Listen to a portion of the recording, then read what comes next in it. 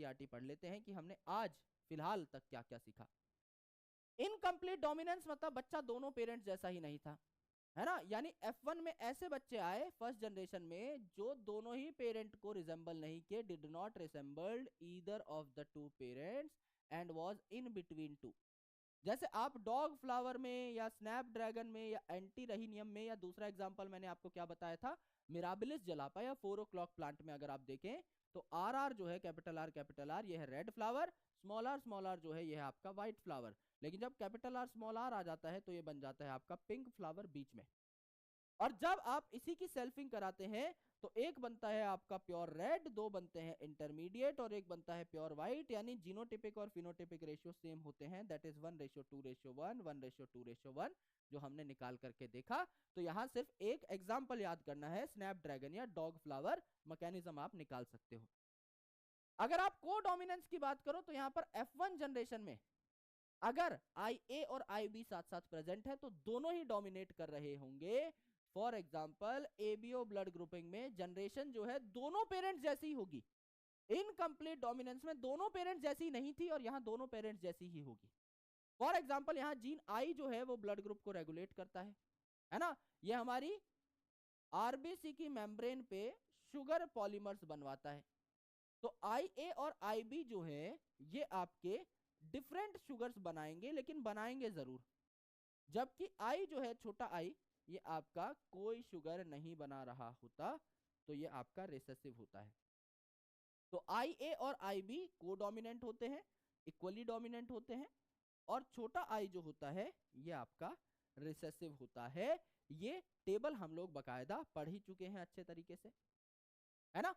अगर आप देखें तो ये जो IB IA I है ये 3 अलील्स हो रहे हैं आपके यहां पर, तो मोर देन 2 अलील्स यहां पर आपको देखने को मिल रहे हैं एक ही जीन के। तो क्या हम इसे मल्टीपल अलीलिज्म का एग्जांपल कह सकते हैं? बिल्कुल कह सकते हैं।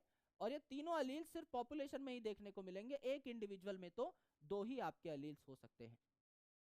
कई बार क्या होता है सिंगल जीन जो है ना ये आपका मोर देन 1 इफेक्ट दे देता है, यानी मोर देन 1 फिनोटाइप्स को कंट्रोल करता है। जैसे आपका स्टार्च सिंथेसिस, तो इसमें 2 अलील्स हैं कैपिटल बी और स्मॉल बी। अगर कैपिटल बी कॉम्बिनेशन है तो बड़े आपके स्टार्च सीड्स बनेंगे, और जाहिर सी बात है आपके क्या होंगे, राउंड भी होंगे, ये आपके राउंड भी होंगे। तो सीड शेप और सीड साइज दोनों ये रेगुलेट कर रहा है। छोटा भी होगा तो ये छोटे भी होंगे आपके सीड्स, और राउंड ना होकर के ये आपके कैसे होंगे, रिंकल्ड भी होंगे। एंड अगर कैपिटल बी स्मॉल बी है तो इंटरमीडिएट हो जाएंगे साइज में, यानी दोनों पेरेंट्स जैसे ही नहीं है, तो इनकम्प्लीट डोमिनेंस हो रही है ना। इंटरमीडिएट हो गए, लेकिन हाँ शेप इनकी राउंड होगी, वो कैपिटल बी पर डिपेंड कर रही होगी। ये है आपका प्लियोट्रॉपी का एक एग्जांपल।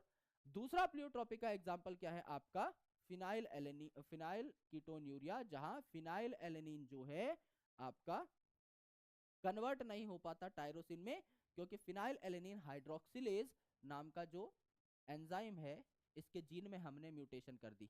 तो आपको ये मेंटली रिटार्ड भी बना सकता है, एज वेल एज आपका हेयर और स्किन पिगमेंटेशन भी लूज कर सकता है, कम कर सकता है। तो दोनों चीजों में अफेक्ट आया, है ना। तो मेटाबॉलिक पाथवे मैंने आपको बनाकर दिखाई थी कि एक एंजाइम जो कई मेटाबॉलिक पाथवे में काम आ रहा है, अगर उस एंजाइम को आप छेड़ दोगे तो कई सारे फिनोटाइप्स, कई सारी पाथवेज गड़बड़ा जाएंगी। इसीलिए आपका सिंगल जीन जो है ना, ये आपका कई फिनोटाइप रिप्रेजेंट कर रहा होता है, मल्टीपल फिनोटिपिक एक्सप्रेशंस दे रहा होता है।